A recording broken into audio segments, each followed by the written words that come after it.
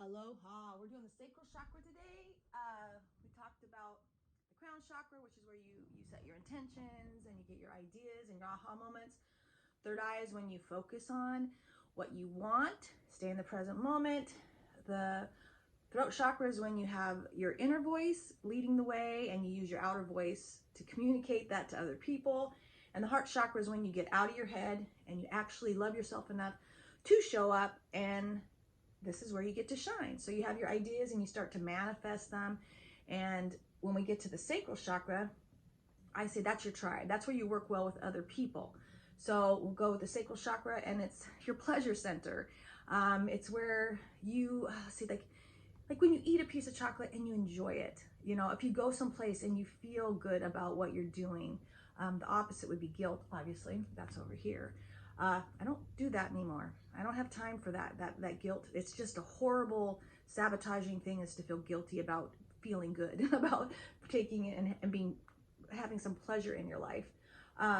Fun. Gosh, we were just talking about the solar plexus, and it's when you dance and you move about and you feel it. And so some of the prescriptions I give is like, do that thing you did when you were 5. What do you love? I ride my bike. I love riding my bike. When I'm by myself, I just feel like I'm having fun. And then of course, being with other people that are fun.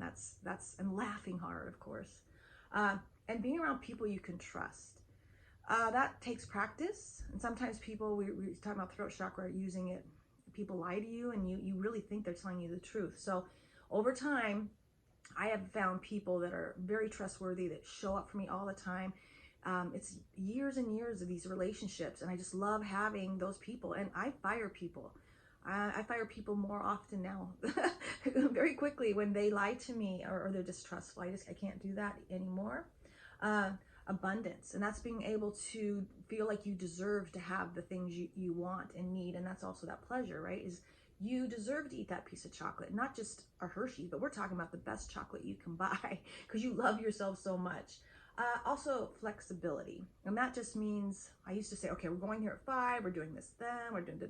And now I was like, well, my plans are to go to that concert. If it doesn't happen, it doesn't happen, but my intentions are to go there, and sometimes I'll just veer off and do something else, and it's just fine to be able to be flexible and spontaneous.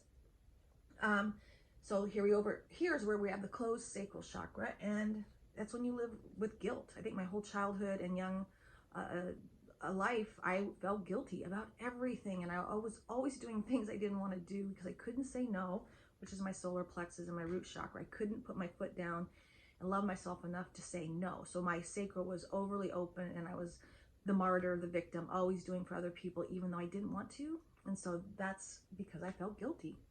And that's because I was raised that way. And guilt is something, if you're feeling it, you know, because your energy sinks. Get out of that and do the opposite. Do the opposite of that. But the other side of not having your sacral open is being too serious, not spontaneous. It's always got to be the same. Oh gosh, do something different. Please do something different. Or suspicion. It's like you're always, something's like someone's going to pull the rug out from you. You're always thinking something bad's going to happen to you. And lack is another one. And being very rigid, you know, set in your ways.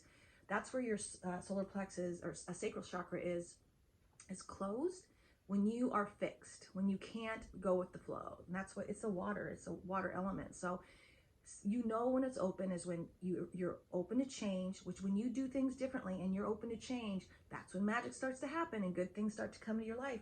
If you're always doing the same old, hang out with the same old people, doing the same old thing with the same old people, you are not going to get any juice in your life. You've got to mix it up.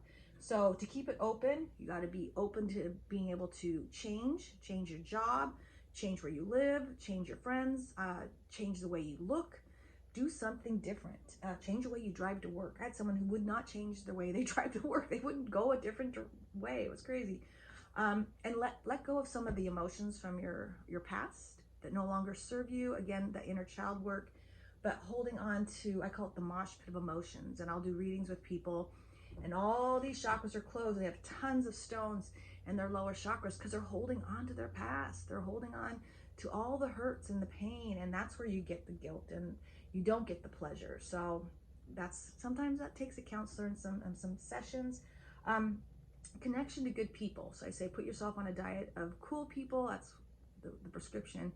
And you write down what you want in your tribe and the people you interact with. And if for some reason you get these, the guilt, or you get the jealousy, or you get a person who's not allowing you to shine or express yourself, then just don't talk to them anymore and move on to the next one. There's lots of people out there, and every time you love yourself, the universe rewards you and you get something better. So you can move forward. Change is good. Let's see, movement. Again, this is your hip area. So anytime I have women that are having low self-esteem, I send them to belly dancing classes. They fall in love with their body, they learn to move their hips, and that gets us into our healthy sexual expression. And that's just being able to feel connected to the earth and to feel connected to yourself. And I think that I like dancing, but the people that go to, the women that I've sent to belly dancing, fall in love with themselves again. And just for who they are. They don't have to lose weight. They don't have to change anything about themselves. The key word is spontaneity. And I think now more than ever, people are getting stuck. And so if you're stuck and you don't feel like your life is joyful or playful, you need to do something different. And it's as easy as changing what you make for dinner. It's as easy as going a different way to work. It's as easy as not going to the same vacation every year to the same place, and just mixing it up a little bit. But set your intentions for people to come into your life. They're supportive, kind, trustworthy, and fun. I want people that are fun. And I have a lot of fun by myself, but just recently, being a grandmother is probably the most amazing thing in this lifetime. What a gift to be my age, over 50, and hanging out with 5-year-olds, or playing chess again, or being exposed to a movie that I would never watch. But it's very spontaneous. They like to go outside and play with me and ride my bike, and so I'm really enjoying being a grandmother. But yeah, that's the sacral. Sacral is when you work well with other people, but you got to build your tribe. And right now we need that connection. So I'm prescribing people making a phone call, reconnecting with people from their past that are help them. And it could be a teacher. You could call a teacher or email a teacher that was really good to you, or just reach out to another person and connect, because that's what we need right now, is that connection to other human beings. So that's the sacral chakra. And yeah, today try to do something spontaneous and get out of your head. Awesome.